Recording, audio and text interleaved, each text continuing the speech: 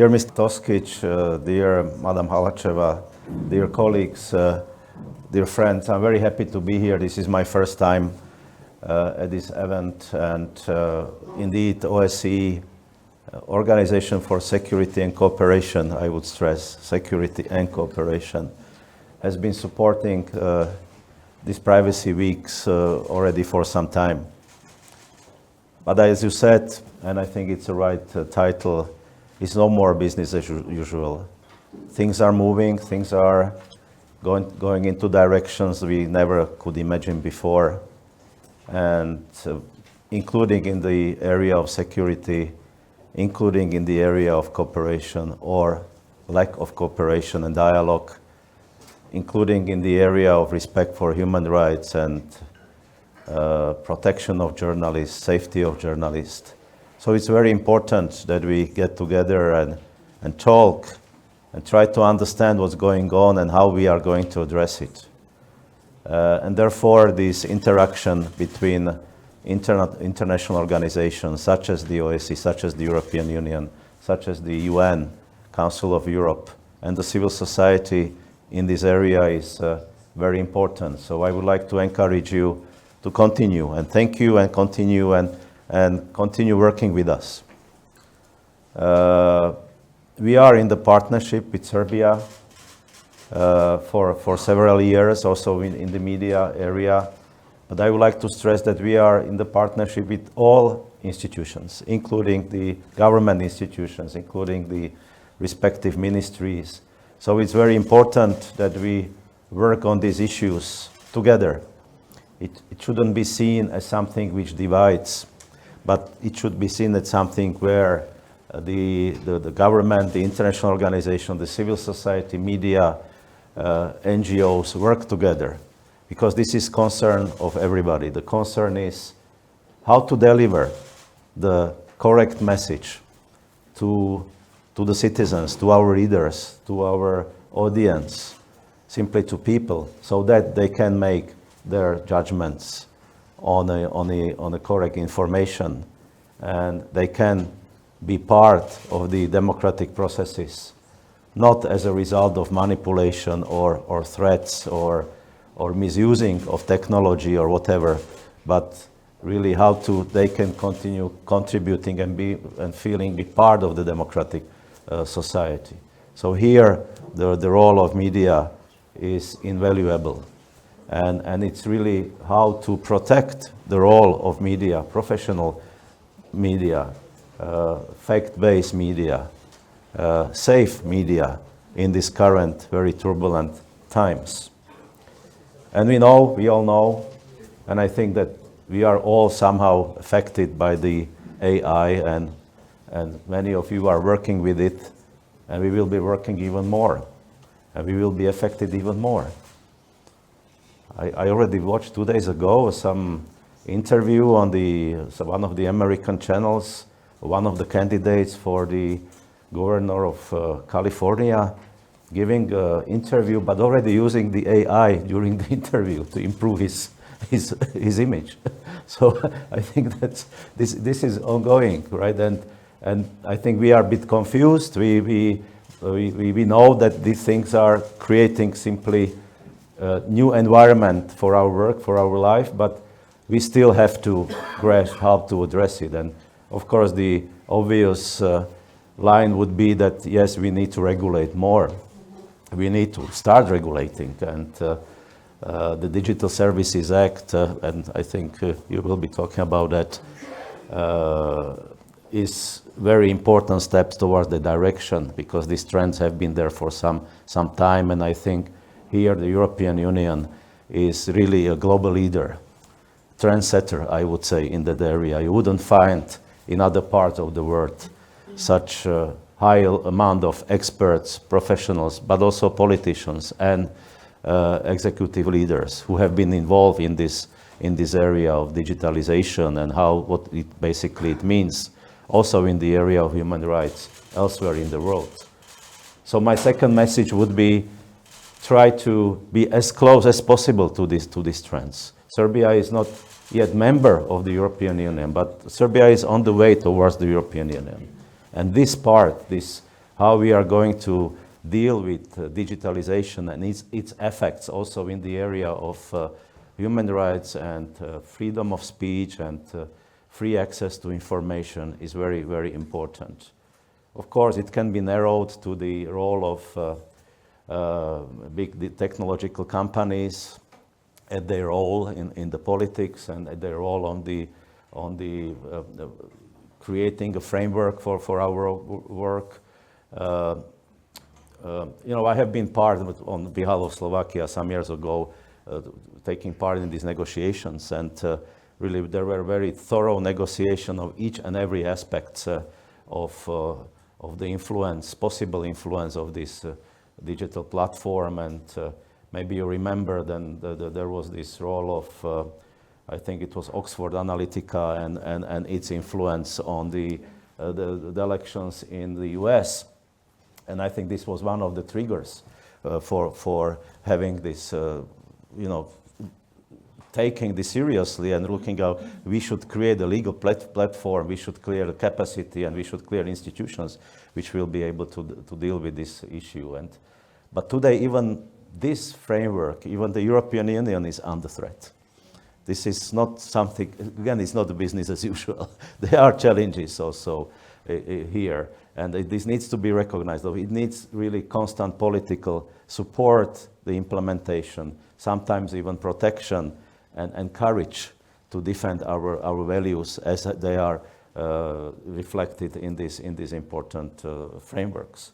And for us, what is there is that as OSCE, and the mission here is to support Serbia and its institutions in transferring and transposing this European framework in the digital area or digital media area here in Serbia. And we already are in touch with the Ministry of Information. We have been asked to contribute to this process here, and we are ready to do that. But we are also saying that this needs to be an inclusive work. So we are looking for the contribution by you practitioners who are working with this media, who are affected by this media, and whose future is in fact in the digital world. So your participation for us will be very, very important. And this was the message also we sent to our partners in Serbia. So there is, of course, increasing risk of journalists and their sources. And I think you know better than me that protection of sources is a very important part of your work. And disclosing the privacy as a political tool is something which should be prevented. And I think the discussion will be also about this, right? And was already and today. And this is how we should create stronger, more resilient legal framework, but also institutions to make your work more safe and more, I would say, stronger towards self-control, like being under the risk of disclosure of privacy. And I think this equation is very important, and therefore we are ready to working with you on this, what can be done more.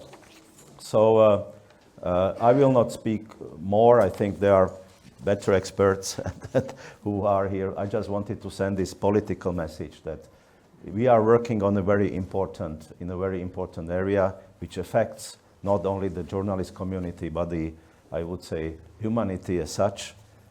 Nobody has today clear answers, but we simply cannot put it on the back burner. We need to focus on that and see how we will be able to work in this environment and what instruments we will be able to develop. And here, of course, this part focusing on protection of source of information is a very important part of that, as we should really create stronger barriers towards intimidation and towards manipulation in the area of journalism. So I see this as an important step towards moving the journalism as such into the next level and protecting the professionalism and independence. So it's not a technological issue only.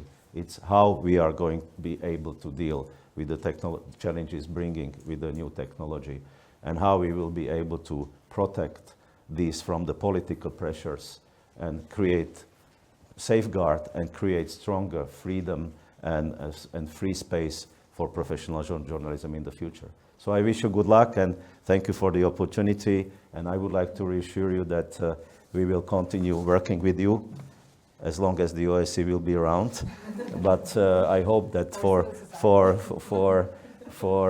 next years there is still a lot of support for our work, and I'm looking forward to that and working on this with you and with other friends here from journalistic and civil society environment. And let me assure you that we are ready to continue our work. And thank you for your support. Thank you.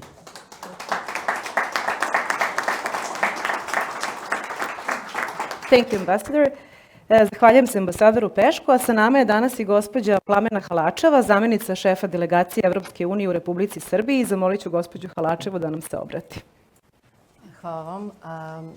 Dear Ambassador Peško, dear Mr. Toskić Cvetinović, ladies and gentlemen, it's really a pleasure to be in your company.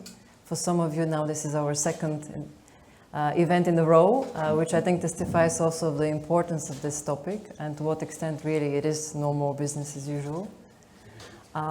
Allow me also to thank Partners Serbia for organizing this important series of events and for bringing together key actors from the public sector, civil society, academia, also the private sector, to reflect on these very important issues.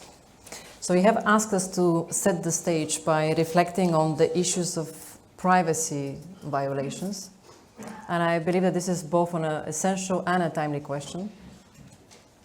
As across Europe and beyond, we're really witnessing a very worrying trend when it comes to misuse of personal data, surveillance technologies, opaque digital practices to intimidate, discredit, or silence those who challenge power, particularly journalists, activists, whistleblowers, and civil society actors.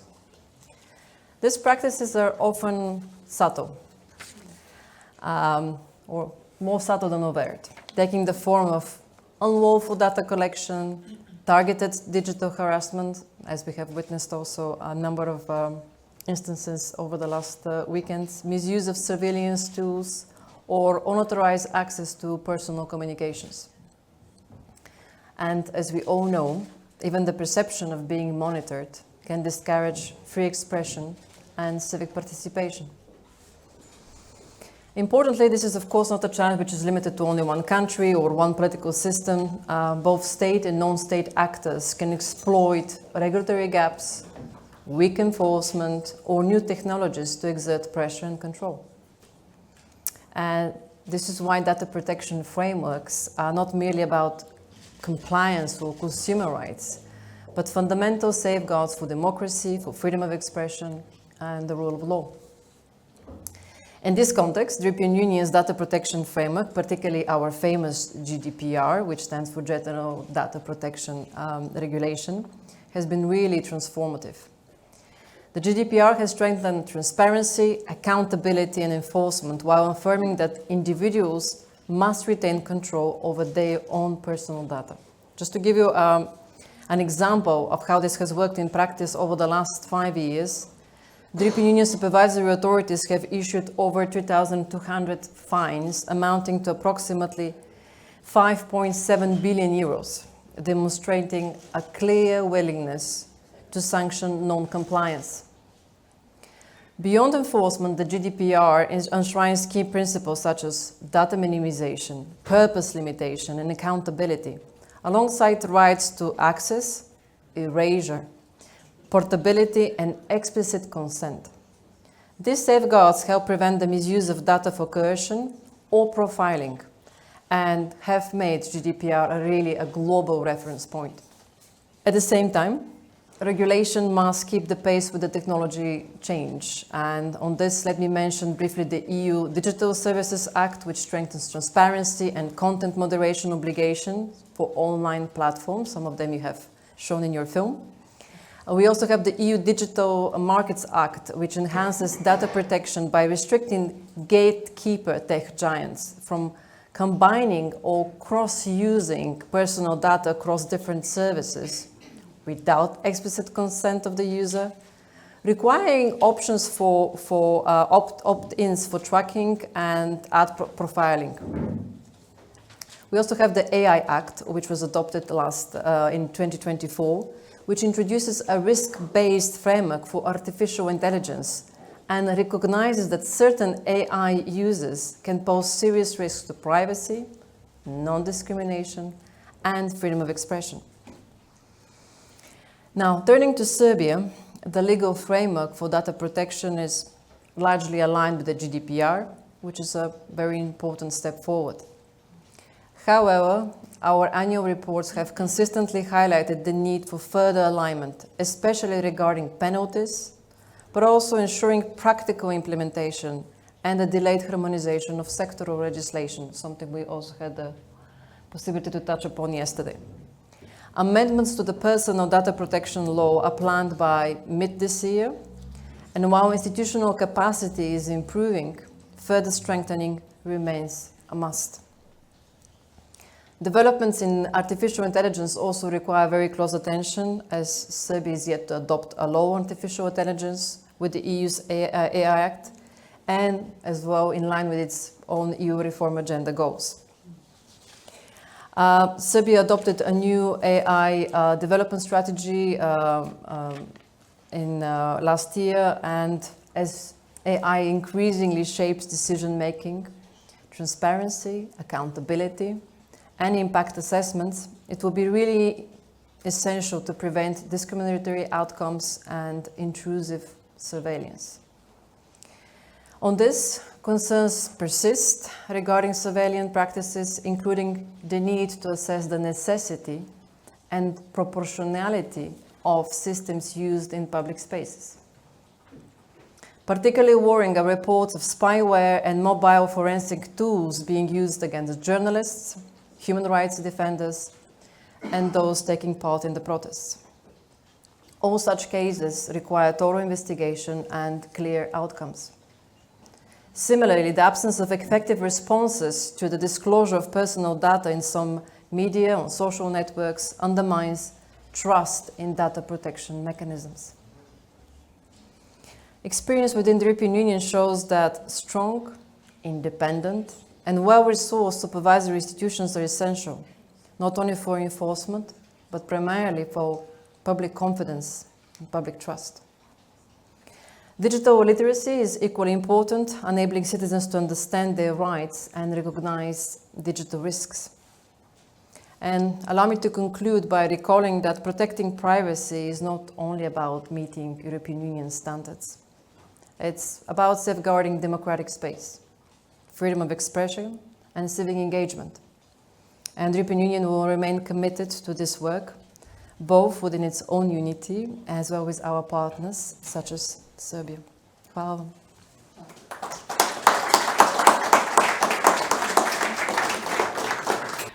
Poštovani gospodine Peško, poštovana gospođo Halačeva, gospođo Vranja Grere, specijalna izvestiteljka Ujedinjenih nacija za pravo na privatnost, dobrodošli. Dragi prijatelji, dragi saradnici, dragi gosti, dobrodošli na konferenciju u okviru Nedelje privatnosti 2026. godine i drago mi je da se vidimo u ovim vremenima koje su neizvesna. Čini mi se da smo se i prošle godine u sličnom sastavu sastali i mislili da je to najneizvesnije vreme u kojima u datom momentu možemo da živimo, ali evo stvari se menjaju jako brzo i to su moji prethodnici već napomenuli. Ja vam želim dobrodošlicu u ime Partnera Srbija, ali i u ime Birna Srbija, KRIS mreže Odbora za ljudska prava i više partnerskih organizacija i saradnika koje je Nastasija pomenula na početku, koji su deo ove konferencije i Nedelje privatnosti, koji su zaista pomogli da imamo ovakav program. Kao što znate, Nedelju privatnosti organizujemo po 6. put, ali ovo je već 16. put da se Međunarodni dan zaštite podataka obeležava u Srbiji. I prvi put je zapravo obeležen 2011. godine i tada su ga zajedno obeležili Poverenik za informacije od javnog značaja i zaštitu podataka o ličnosti, naša organizacija, dakle Partneri Srbija i uz učešće Ministarstva unutrašnjih poslova. I zaista danas, 15 godina kasnije, ništa više nije isto. U slobodnom prevodu to je i zapravo slogan ovogodišnje Nedelje privatnosti, dakle ništa više nije isto.